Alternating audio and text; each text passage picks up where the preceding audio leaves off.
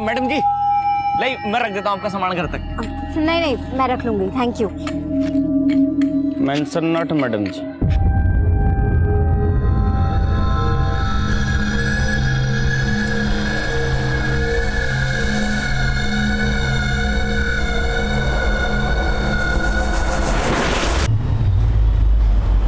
लो, हो गए फिर से दोनों शुरू।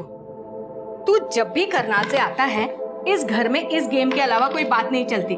तुझे पता है ना मीनल की शादी सर पे है। हाँ, अरे तुम्हें क्या हो गया? मेरी तरफ से तो पूरी तैयारी है ना। मेरे पे गुस्सा क्यों कर रहे हो? आप लोगों को शिकायत करनी है ना, गीता दीदी की करो। क्या कहा था आप लोगों ने? इस वीकेंड आ जाएगी, आई वो। लो याद किया और आ गया इसका वीडियो कॉल। हेलो, कैसे हैं आप सब? हम सब तुझसे बहुत नाराज हैं। तू आई क्यों नहीं? अच्छा बाबा, सॉरी, नेक्स्ट टाइम पक्का आऊंगी। मैं 1 मिनट में आती हूँ। अरे, ये मीनल को किसका फोन आ गया? अरे उसे तो फोन आते रहते बेटा। तू बता कैसी है, वहाँ सब ठीक है?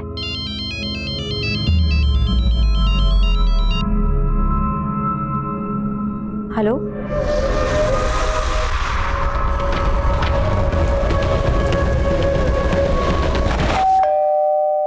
इतनी रात को कौन आया होगा? मैं देखता हूँ, रुक।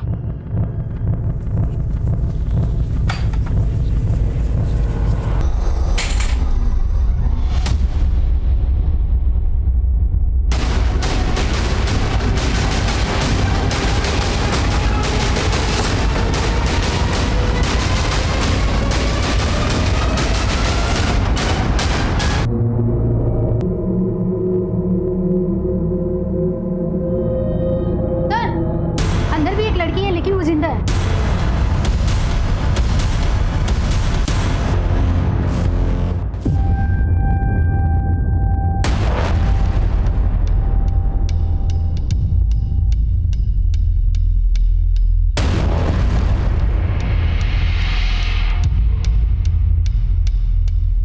सर, घर में 2 मर्डर हुए हैं और जो लड़की जिंदा है शायद उसके साथ किया गया है। शायद उसको ही मारने का इरादा हो, लेकिन किलर को अंदाजा नहीं हुआ कि वो जिंदा है। माना लूट हुई है, लेकिन बॉडी को गौर से देखो। जिस बेरहमी से कत्ल किए गए, लगता है किसी ने पुरानी दुश्मनी निकाली। हो सकता है मोटिव मर्डर का ही हो और लूट मिसगाइड करने के लिए की गई, ताकि ये लगे कि सारे कत्ल किसी लूटने वाले गिरोह ने किए। सर, एक कॉलोनी का चौकीदार है रतन। कल रात को ही नाइट ड्यूटी पे था। सुबह सबसे पहले इसी ने घटना को विटनेस किया और आसपास के लोगों को इकट्ठा भी किया। ड्यूटी पे था तो? हाँ साहब। क्या देखा तूने? कुछ नहीं साहब। इतना बड़ा कांड हो गया, तूने कुछ नहीं देखा? अब वो हमारी आंख लगी थी रात को। सिंह, इसको नींद से जगाओ जरा। साहब मैंने कुछ नहीं किया साहब। साहब विकास, पड़ोसी से पूछताछ करो और देखो आसपास कोई सीसीटीवी है या नहीं। सर,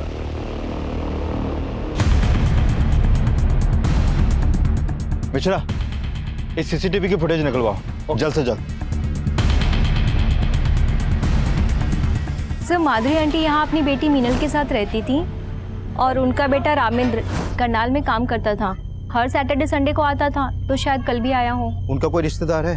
हाँ सर, उनकी एक बड़ी बेटी भी है गीता, पर उसकी शादी हो चुकी है और अभी वो भोपाल में रहती है। अच्छा, माधुरी की फैमिली का किसी से कोई झगड़ा, कोई दुश्मनी, ऐसा कुछ? सर, ये लोग बहुत ही अच्छे थे और माधुरी आंटी आए दिन पूजा पाठ दान पुण्य भी करती थी। साहब, हमारी सोसाइटी में एक ही गार्ड है रतन। 3-4 बार हमने नाइट के लिए अलग गार्ड रखा, मगर साहब वो किसी को टिकने ही नहीं देता था।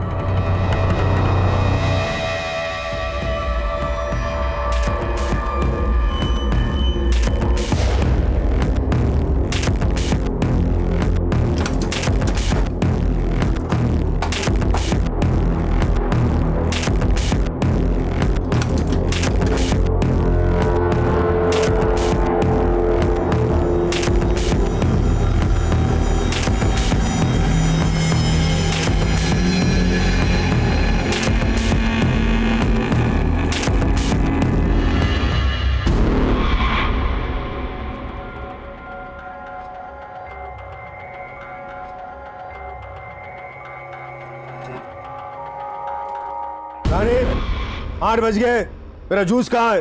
लाई पापा। डिसिप्लिन नाम की कोई चीज नहीं है इस घर में। पता नहीं दिन भर क्या करती रहती है। पापा जूस। जूस? पूरे 2 मिनट लेट हो तुम। अब मैं 2 मिनट के लिए तुम्हारे हाथ ऊपर करके तुम्हें खड़ा रखूंगा तो कैसा लगेगा तुम्हें? सॉरी पापा। सॉरी पापा। अब जाओ, तरीका हो सर पे। सुनो, ठीक 9 बजे मुझे नाश्ता तैयार चाहिए। मैंने होमवर्क कर लिया। अरे वाह मेरा बच्चा, शाबाश। अब चलो कमरे में चल के देखते तुमने होमवर्क सही किया या नहीं। आओ चलते हैं। शाबाश।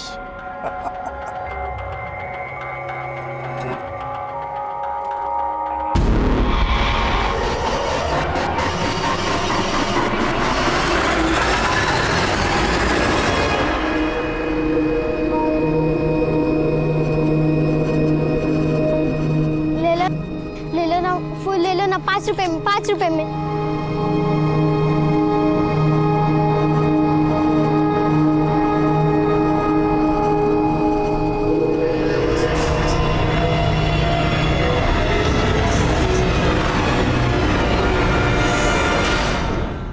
हम जानते हैं कांड तूने किया है। बोल तेरे साथ और कौन कौन शामिल था? साहब मैंने कुछ नहीं किया साहब।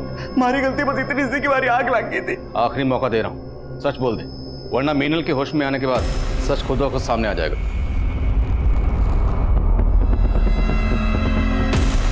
मीनल जी जिंदा? जिंदा है। तुम लोगों ने मारने की पूरी कोशिश की थी ना, लेकिन बच गए। साहब ये क्या कह रहे हो साहब? मैंने कुछ नहीं किया साहब। सच कह रहे हो, हमारी अम्मा की कसम खा के कह रहे हो साहब। ऐसे नहीं मानेगा, तोड़ो साला। जी बेटा, तुम जिस बस्ती में रहते हो ना बेटा, वहां वैसी बहुत गंदगी होती है ना? तो अगर तुम रोज नहाओगे नहीं बेटा, फिर बीमार पड़ जाओगे, है ना बेटा? इसलिए रोज नहाया करो। नहाने से है ना बेटा, मन बहुत खुश रहता है और पढ़ाई भी मन लगा रहता है कि नहीं? है कि नहीं? है कि नहीं?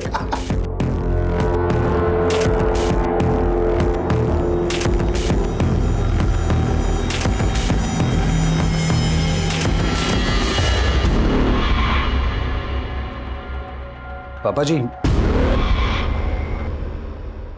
कितनी बार कहा है तुमसे मेरे कमरे में नॉक करके आया करो। पापा जी वो चाय एक्चुअली। जो कहना बाद में कहो, जाओ भी यहाँ से। जी।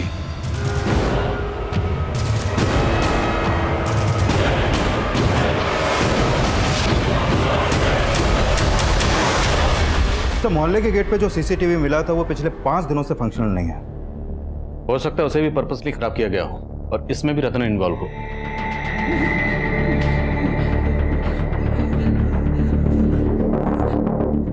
अब बोलेगा सच? साहब मैं बेकसूर हूं साहब, मैंने कुछ नहीं किया। मुझे जाने दीजिए साहब, बहुत डर लग रही साहब। अभी भी इसकी गर्मी निकली नहीं। इसको और लेटाओ बर्फ की सिली पे, तब ये सच बोलेगा। मैंने कुछ नहीं किया साहब। साहब मैं आपको एक बात बताना चाहता हूँ साहब। बोल। साहब उस दिन ना मैंने आप ही के लोगों को देखा था साहब। हमारे लोगों को?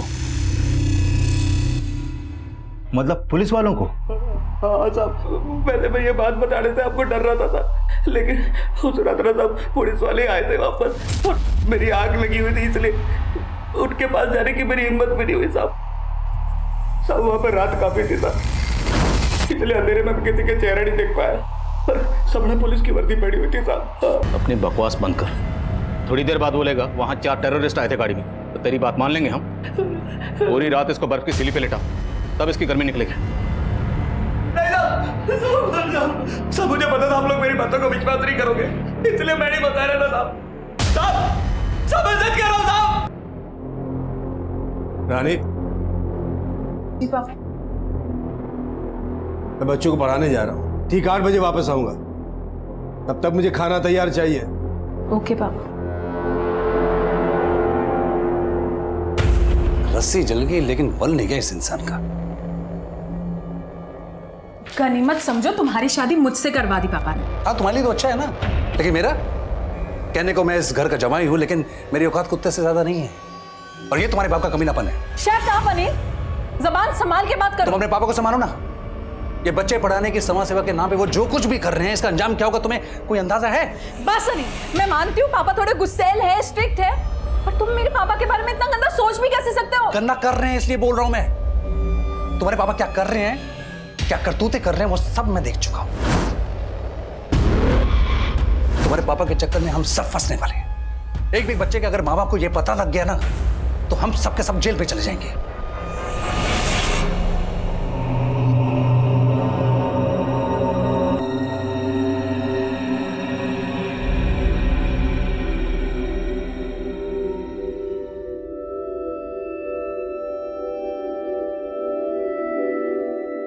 अरे बेटा, आप रो क्यों रहे हो? कुछ नहीं मैडम, मैं कहाँ रो रही हूँ। कितने बहादुर हो आप, रो भी रहे हो और तकलीफ भी नहीं बता रहे। तकलीफ कैसी मैडम, हम फूल वालों को तो कांटों से तीस करनी पड़ती है। तुम कितनी गहरी बातें करती हो। कहाँ है तुम्हारी माँ? मेरी माँ मजदूरी पे गई है और मैं यहाँ फूल बेचती हूँ। आप लोगे मेरे फूल? पहले आप मुस्कुराओ, तब मैं लूंगी आपके फूल। ये हुई ना बात, चलो दे दो। Thank you. ये रतन बार बार अपना बयान बदल रहा है, और ये अकेला नहीं होगा, इसके और भी साथी होंगे जिनके साथ मिलकर इसने इस वारदात को अंजाम दिया। और इस पूरी वारदात को सिर्फ मीनल ने विटनेस की। उसका बयान हमारे केस के लिए बहुत अहम है। उसकी तबीयत कैसी है? कंडीशन ठीक नहीं है सर उसकी, कुछ कह नहीं सकते कि बयान देने की हालत में कब आएगी वो। और वो माधुरी की बड़ी बेटी गीता, वो कब लौट रही? सर इन्फॉर्म कर दिया मैंने उसको, भोपाल में रहती है, आने में थोड़ा टाइम लगेगा। जैसे ही आती है मुझे इसके बारे में इन्फॉर्म करो। हो सकता है इसके बयान से हमें इस केस में कुछ मदद मिले। सर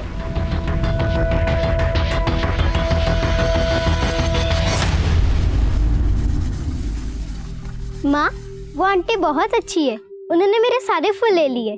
तू है ही ऐसी कि पत्थर भी पिघल जाए। पर तुम नहीं पिघलती माँ, और मेरी एक भी बात नहीं मानती। तू सोच ले, मैं तेरी निर्दयी माँ हूं, लेकिन तेरा भला ही सोचूंगी। मैं गमी sir. Comment. Sir forensic team को माधुरी के घर से ऐसे कोई भी अननोन फिंगरप्रिंट्स नहीं मिले हैं जो क्रिमिनल से बिलोंग करते हो। शायद क्रिमिनल्स ने हैंड ग्लव्स पहने होंगे। सर रतन बोल रहा था कि वहां पर पुलिस की वर्दी में लोग आए थे, लेकिन मैंने पेट्रोलिंग टीम से चेक किया, उस रात वारदात के दौरान वहां पर कोई भी पीसीआर नहीं गई थी। मतलब ये रतन झूठ बोल रहा है। हो सकता है उसने खुद ही किसी गैंग को एंट्री दी। लेकिन सर रतन के कॉल रिकॉर्ड में इसका कोई क्लू नहीं मिल रहा। एक बात और सर, मैं मीनल का इलाज कर रहे डॉक्टर से मिला था, उन्होंने कंफर्म किया कि मीनल के साथ, लेकिन सर मीनल की बॉडी पर से सिर्फ डीएनए मिला, जबकि हम मान रहे थे कि इतनी बड़ी लूट और हत्या को कई लोगों ने अंजाम दिया होगा। मीनल की बॉडी पर जो रेपिस्ट के डीएनए सैंपल्स मिले, उसे रतन के डीएनए सैंपल से मैच करवाने की परमिशन निकलवाओ। सर रतन, रविंदर, माधुरी और मीनल, इन सब के कॉल रिकॉर्ड चेक किए। सर मीनल के नंबर पे एक सस्पिशियस नंबर मिला है, और पिछले काफी समय से मीनल की इस नंबर पे बातें हो रही थी। किसका नंबर है? सर दीपक शर्मा, गुरुग्राम के सेक्टर 15 का रहने वाला है, और सर घटना के 2 दिन पहले से ये गायब है। इसके घर पे भी ताला लगा है। सर पता चला है कि मीनल के साथ इसकी शादी होने वाली थी। ये मीनल का मंगेतर है? जी सर। तो इसका इस लूट और बलात्कार से क्या कनेक्शन हो सकता है?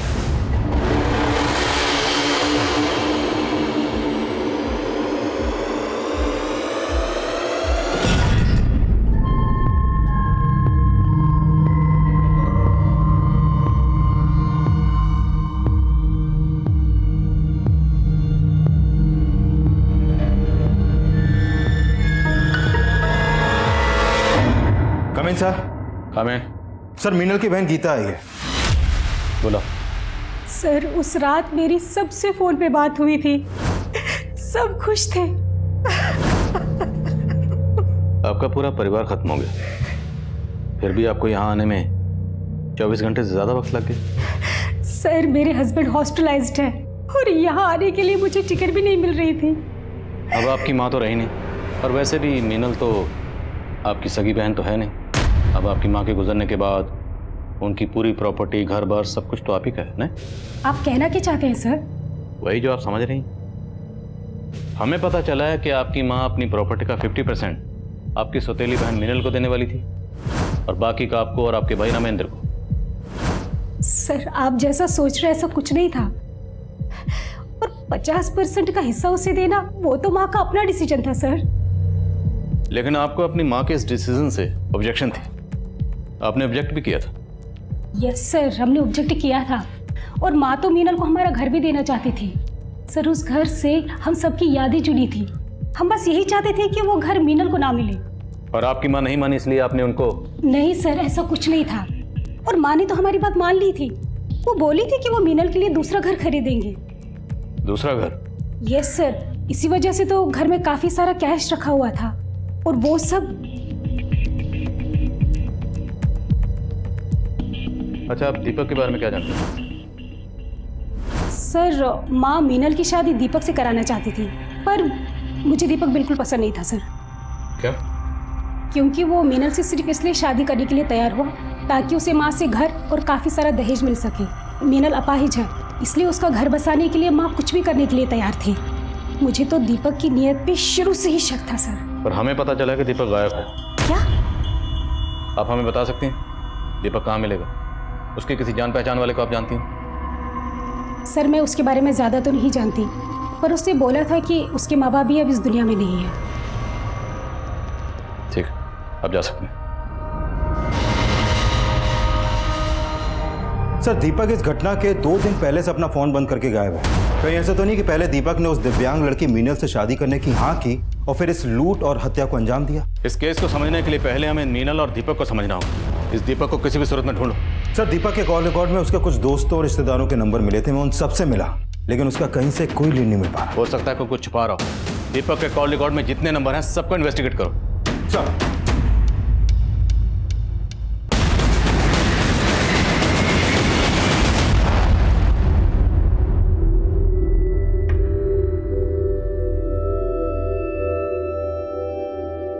लाओ मैडम, मुझे दे दो, मैं संभालती हूँ इसे। हाँ, इसे थोड़ी देर के लिए तुम ले लो। Thank you so much. Mention not. अरे वाह, तुम तो इंग्लिश भी बोल लेती हो। पढ़ाई करती हो? नहीं मैडम, मैं नहीं पढ़ती। अच्छा चलो, तुम उसे 2 मिनट संभालो, मैं अब भी आई। हाँ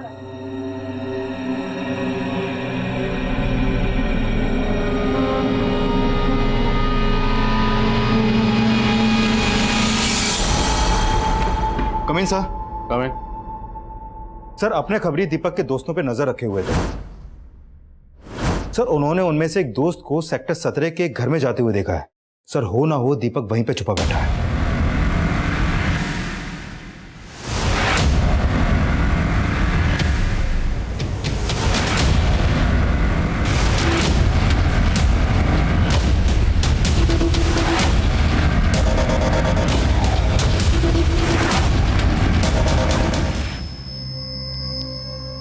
सर मैं वैष्णो देवी गया हुआ था सर। मैं एक प्रीपेड नंबर यूज करता हूँ, इसलिए मेरा मोबाइल बंद हो गया था सर। लेकिन जब मैं गुरुग्राम वापस आया, मुझे मालूम चला कि मीनल की फैमिली के साथ ये सब हो गया है। मैं बहुत डर गया था सर, इसलिए छुप गया था। तो डर इसलिए रहा था क्योंकि तू इस सब में शामिल है? नहीं सर, मेरा इसमें कोई हाथ नहीं है सर। सर मैं तो मीनल से मिलने के लिए हॉस्पिटल भी गया था, लेकिन आप सबको वहां देखकर मेरी हिम्मत नहीं हुई सर। तो मैं जानता हूँ कि गीता मुझे पसंद नहीं करती, और मैं ये भी जानता हूँ कि सबसे पहला शक उसका मेरे पे ही आएगा सर। उसी डर से मैं छिपा हुआ था सर। आखिरी मौका दे रहा हूँ, सच बोल दे। नहीं सर, ऐसा कुछ भी नहीं है सर, मैंने कुछ भी नहीं किया। लाओ प्रसाद से दीपक के डीएनए को भी मीनल की बॉडी पर मिले रेपिस्ट के डीएनए से मैच करवाओ। देखते हैं क्या सामने आता है। मीनल की तबीयत कैसी है? सर धीरे धीरे रिकवर कर रही है वो। लगता है बहुत जल्द बयान देने की हालत में होगी। रतन के अलावा माधुरी की बड़ी बेटी गीता और मीनल का मंगेतर दीपक भी हमारे प्राइम सस्पेक्ट। और इस वारदात का मकसद माधुरी की जायदाद के पीछे का लालच ही नजर आ रहा था। लेकिन इस केस के कई और पहलू, कई और ऐसे चेहरे थे जो तब हमें नजर नहीं आए थे। फूल बेचने वाली बच्ची सरिता, सरिता की मां रमाकांति, और वहीं कर्नल अनंत चौधरी और उसका परिवार, वो सब इस केस के चेहरे थे। लेकिन ये सब चेहरे इस केस से कैसे जुड़ने वाले थे तब हमें पता ही नहीं था।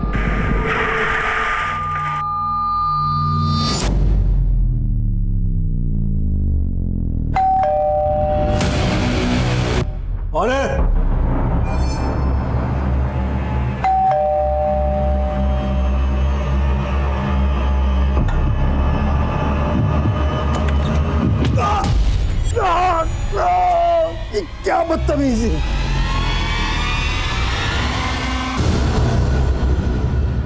सर कंट्रोल रूम में फोन आया था। सेक्टर 21 के एक घर में मर्डर हुआ है।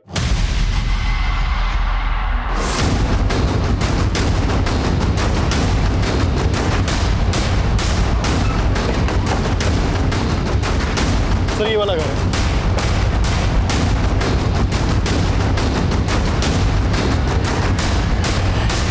जैन सर। सर ये कर्नल अनंत चौधरी हैं, अपने बेटी और दामाद के साथ यहाँ रहते थे।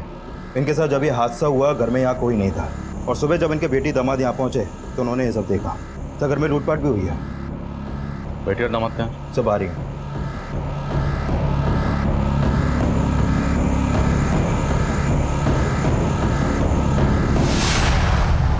कल मैं और मेरे हस्बैंड अपने रिलेटिव से मिलने रोहिणी गए हुए थे, और जब हम सुबह घर वापस आए तो आपके और कर्नल साहब के अलावा घर में कोई और भी रहता है? नहीं सर। आपको किसी भी शक? सर अभी कुछ भी समझ में नहीं आ रहा। कर्नल चौधरी के बारे में सब कुछ पता लगा उनकी बेटी और दामाद जो उनके बारे में कह रहे हैं उसमें कितनी सच्चाई? सर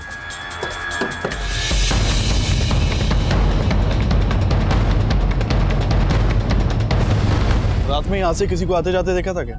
नहीं साहब, लेकिन कल शाम को कर्नल साहब के घर से काफी लड़ाई झगड़े की आवाजें आ रही थी, और उसके थोड़ी देर बाद उनका बेटी और दामाद सामान लेके यहाँ से कहीं निकल गए।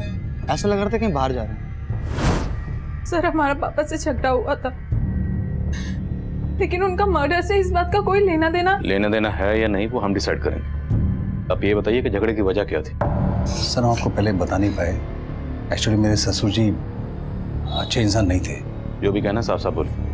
सर वो पेडोफिलिक थे।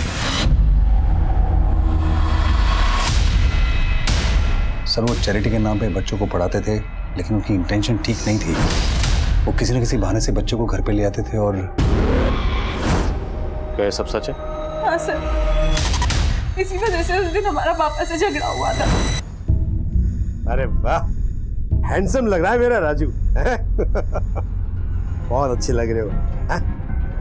ये लो बेटा, ये पैसे अपने पापा को दे देना, ठीक है? जाओ, शाबाश। क्या है रानी, क्या बदतमीजी है? कितनी बार कहा है तुमसे मेरे कमरे में आने से पहले नॉक किया करो। एक मिलिट्री मैन की बेटी होकर इतनी भी डिसिप्लिन नहीं है तुम। कीजिए पापा, मैं इतने टाइम से अनिल की बातों को इग्नोर कर रही, पर वो सही है। तो शर्म आती है कि आप मेरे पापा। क्या मतलब क्या है तुम्हारा? आप अच्छी तरह से जानते हैं कि आप बच्चों को कमरे में लाके उनके साथ माइंड लैंग्वेज। पहले आप अपनी हरकतें देखिए पापा। नहीं रहना ऐसे इंसान के साथ जो बच्चों के साथ ऐसी गंदी हरकतें करते। नहीं रहना मेरे साथ, तो निकल जाओ यहाँ से। हमें तो डर लग रहा था कि उनकी इन हरकतों की वजह से कोई बड़ा बवाल ना खड़ा हो जाए। और तो आपको लगता है इनकी मौत के पीछे ये वजह हो सकती है? सर हो सकता है किसी बच्चे के पेरेंट्स को इसकी असलियत का पता लग गया, और वो किन किन बच्चों का आना जाना इस घर में? सर अभी कुछ दिनों से कोई राजू नाम का लड़का बार बार आ रहा था घर पे। रहता कहाँ है रोहित? सर वो पास की बस्ती में रहता है। उसका स्केच बनवा सकते हैं?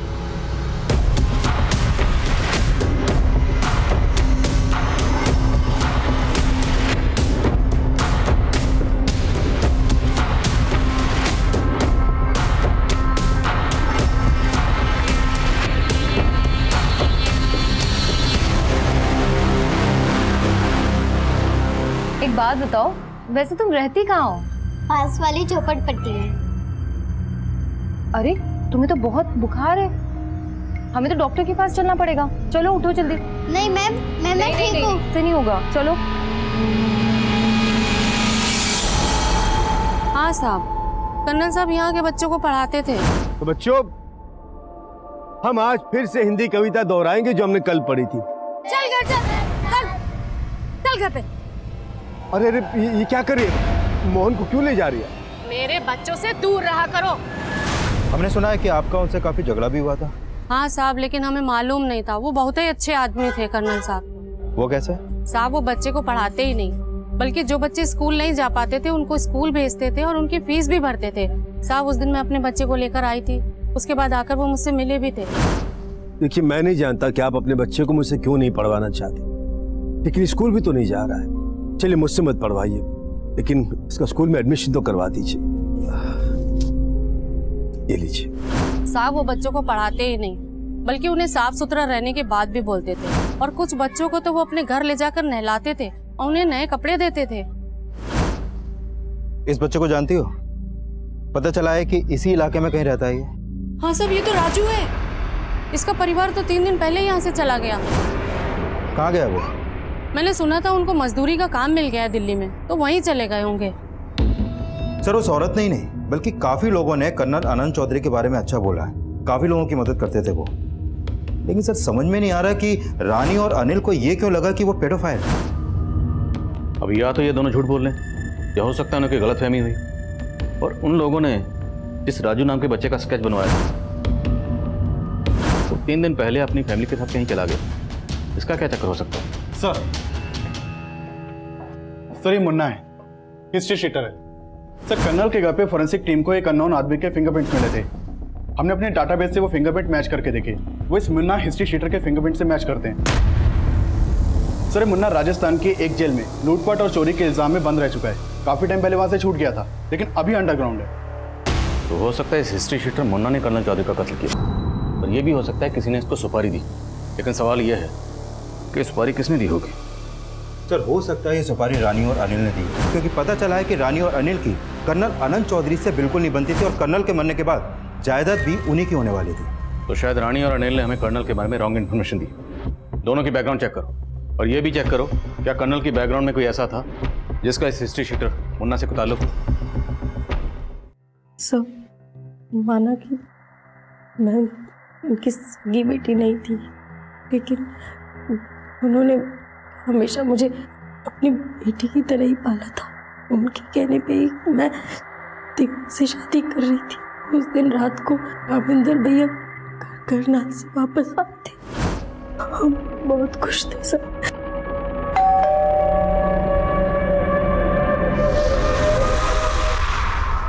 कौन है? दरवाजा खोलिए। पुलिस। पुलिस? क्या हो गया? जी पर बात क्या है? ये माधुरी जी का घर है ना? जी। आपसे एक केस के बारे में बात करनी है। दरवाजा खोलिए।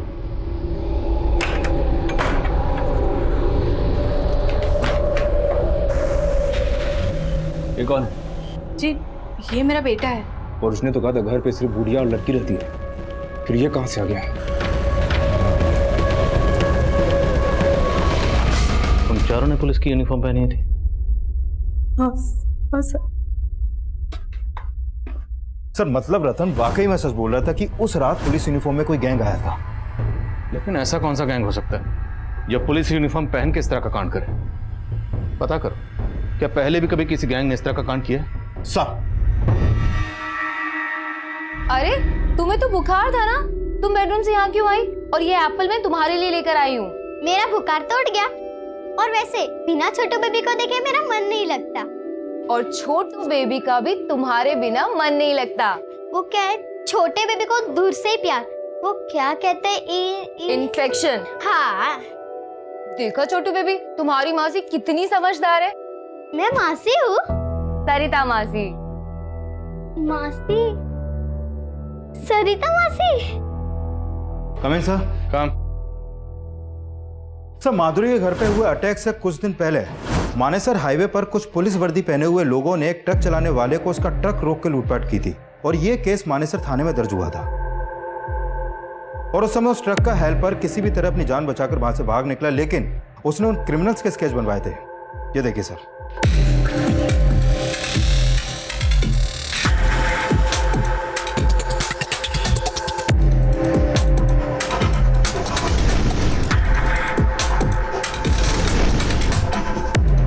सर इनमें एक मुन्ना भी था।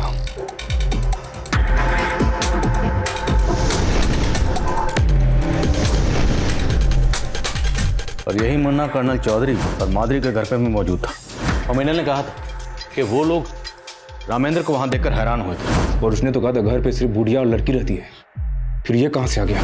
मतलब इन लोगों ने उस घर की पहले रैकी की थी। ये लोग अच्छी तरह से जानते थे कि उस घर में सिर्फ माधुरी और मिनल रहते, इसलिए उस घर को टारगेट किया गया। सर ये कर्नल चौधरी अपनी बेटी और दामाद के साथ उस घर में रहते थे और जब ये दोनों ही घर में नहीं थे उसी समय यह हादसा हुआ। अब सर ये कोइंसिडेंस है या फिर कोई साजिश, कुछ समझ में नहीं आ रहा। और ये चक्कर भी समझ में नहीं आ रहा कि जो बच्चा राजू कर्नल चौधरी के घर पर अक्सर आता जाता था वो अचानक अपनी फैमिली के साथ कहाँ गायब हो गई और क्यों?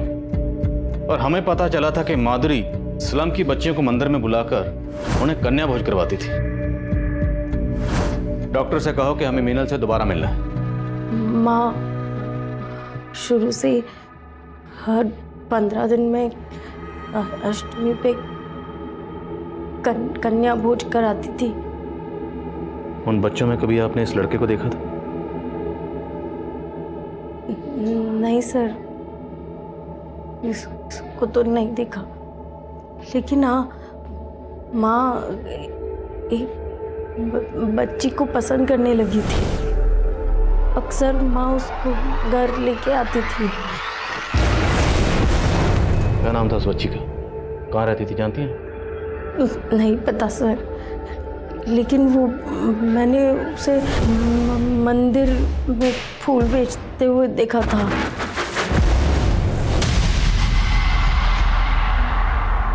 आप उसका स्केच बनवा पाएंगे? दीदी, अरे तुम क्यों लेकर आई मेरे लिए पानी? मैं ले आती ना। मैडम जी अब मैं बिल्कुल ठीक हूँ। आपके सारे काम मुझे बोलो, मैं कर लूंगी। तुम हमें जेल भिजवाना चाहती हो? जेल? हाँ, छोटे बच्चों से काम कराना गैर कानूनी होता है, आपको पता है? अरे मैडम जी मैं कहाँ काम कर रही हूँ, मैं तो बस अपनी बड़ी दीदी के लिए पानी ला रही थी। थैंक यू मेरी छोटी बहना, सो स्वीट।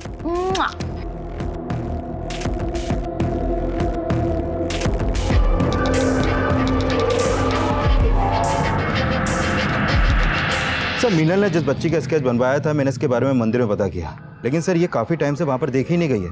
लेकिन ये पता चला है कि इस बच्ची का नाम सरिता है। और सर जितने भी लोगों से मैंने इस बच्ची के बारे में पूछताछ की, निकलकर यही सामने आया कि बच्ची सरिता माधुरी के घर पे हुए अटैक से पहले ही गायब हो गई थी। और वो बच्चा राजू, वो भी कर्नल के घर पर अटैक होने के 2 दिन पहले गायब हुआ था। लेकिन सर इन बच्चों का मुन्ना जैसे हिस्ट्री शीटर से क्या कनेक्शन हो सकता है? कुछ ना कुछ कनेक्शन तो है विकास, अब क्या कनेक्शन है ये पता लगाना होगा। खबरियों को काम पे लगा, दोनों केसेस की इंफॉर्मेशन निकलो। सर हमें ऐसा लग रहा था कि राजू और सरिता ऐसे 2 चेहरे थे जो इन दोनों ही केसेस को जोड़ने वाली कड़ी थे, लेकिन उनका हिस्ट्री शीटर मुन्ना से क्या कनेक्शन हो सकता था ये जानने के लिए हमने दिल्ली, हरियाणा और राजस्थान के तकरीबन सारे पुलिस स्टेशन की पुरानी फाइलों को छान मारा। पुलिस टीम और खबरियों की दिन रात की मेहनत के बाद हमारे हाथ ऐसी इंफॉर्मेशन लगी जिसने इस केस का एक अलग ही पहलू हमारे सामने रख दिया। माधुरी और कर्नल चौधरी के घर पर लूट की वारदातों को अंजाम देने वाला कोई और नहीं बल्कि यही गैंग है, फ्लीचर्ड गैंग।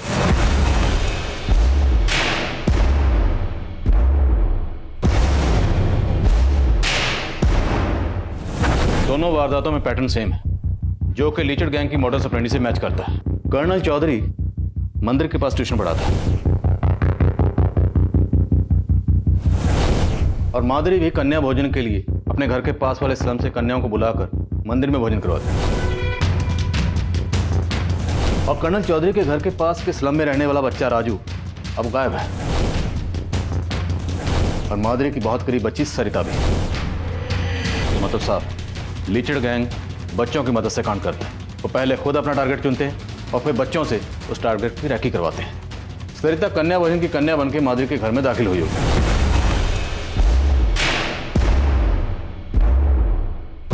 और ये बच्चा राजू स्टूडेंट बनके कर्नल चौधरी के घर में। और हो सकता है कि शायद ये दोनों बच्चे लीचड़ गैंग के लिए काम करते हैं।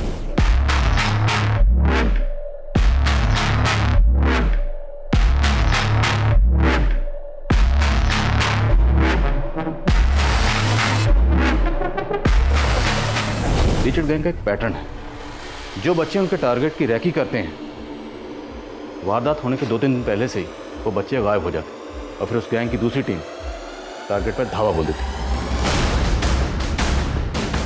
यह है लीचड़ गैंग का लीडर राजबल, 8 कत्ल और लूटपाट के केसेस में वांटेड है।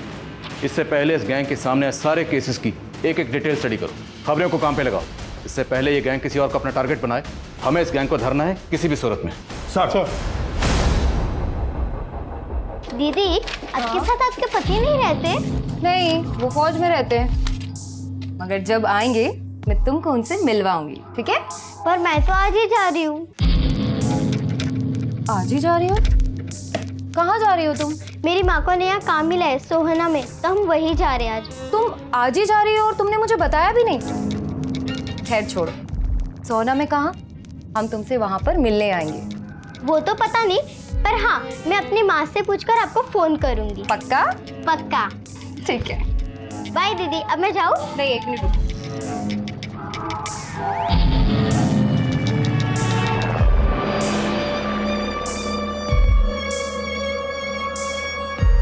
ये लो, ये पैसे अपनी मम्मी को देना और तुम्हारे रास्ते के लिए इसमें कुछ ज़रूरत का सामान है, ठीक है? बाय दीदी। अपना ध्यान रखना, बाय बाय।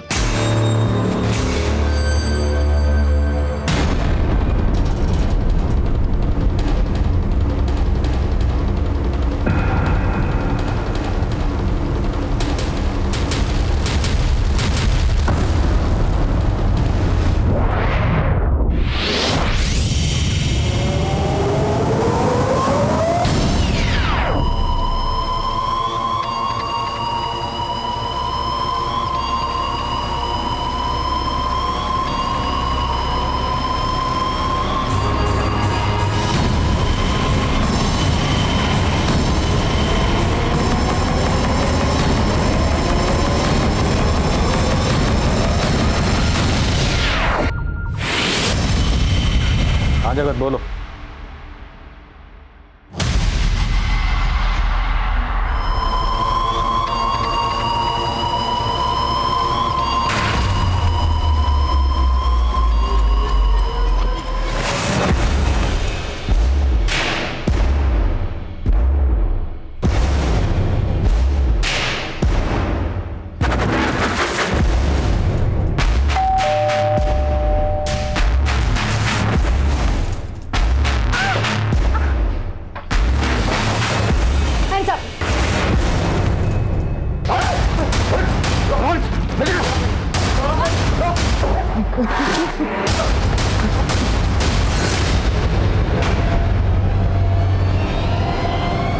राजवल्लभ कहाँ?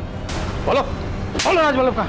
एक तरफ जहां हमने अनीता के घर में होने वाली लूट की कोशिश को नाकाम कर दिया था, वहीं दूसरी तरफ हमारे एरिया के एक और घर को टारगेट बनाया गया था, जहां माधुरी और कर्नल के घर की तरह ही न सिर्फ लूट हुई थी बल्कि उस घर में रहने वाले अकेले बुजुर्ग का कत्ल भी कर दिया गया था। इस वारदात की मॉडस ऑपरेंडी भी लीचड़ गैंग से मिलती जुलती नजर आ रही थी, लेकिन अनीता के घर से हमने जिन मुजरिमों को पकड़ा था उनके बयान एक बार फिर से इस केस को उलझाने वाले थे।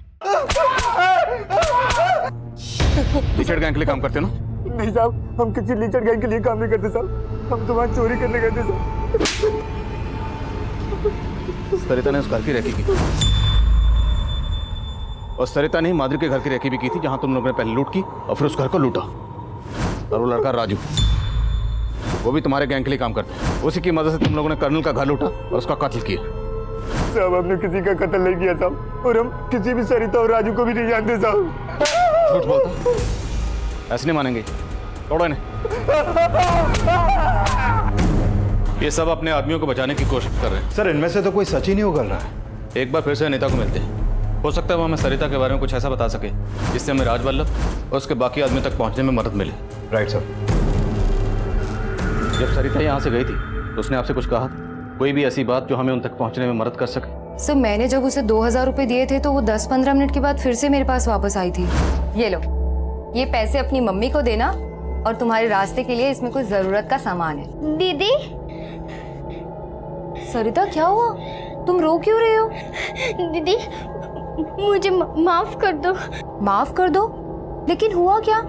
दीदी आप चले जाओ वरना वो लोग आके आपको मार देंगे। मार देंगे? सर उसी के बाद मैंने आपको सरिता के बारे में इन्फॉर्म किया था। लेकिन हाँ सर, सरिता बोल रही थी कि वो अपने मम्मी पापा के साथ सोना जा रही है। सोना?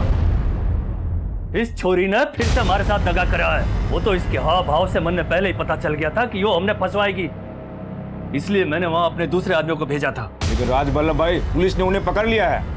वो लीचड़ गैंग के वफादार आदमी है, मुंह नहीं खोलेंगे। लेकिन ये सरिता, इसने इसके की सजा जरूर मिलेगी। हमारे गैंग का यो नियम है, जो भी दगा करे है उसने सजा मिले, और सरिता तन्ने भी सजा मिलेगी।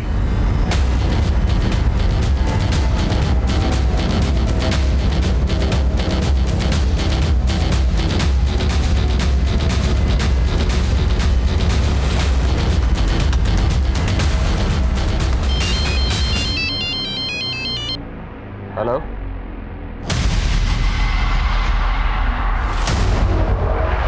गाड़ी घुमा, आगे से टर्न लो।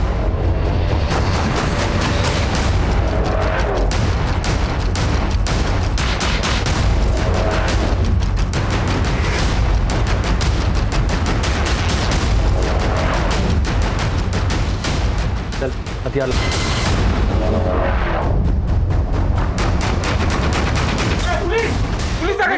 तेरे आदमी मुंह नहीं खोलेंगे तो तू तक पहुंच नहीं पाएंगे। लेके जा, उठा।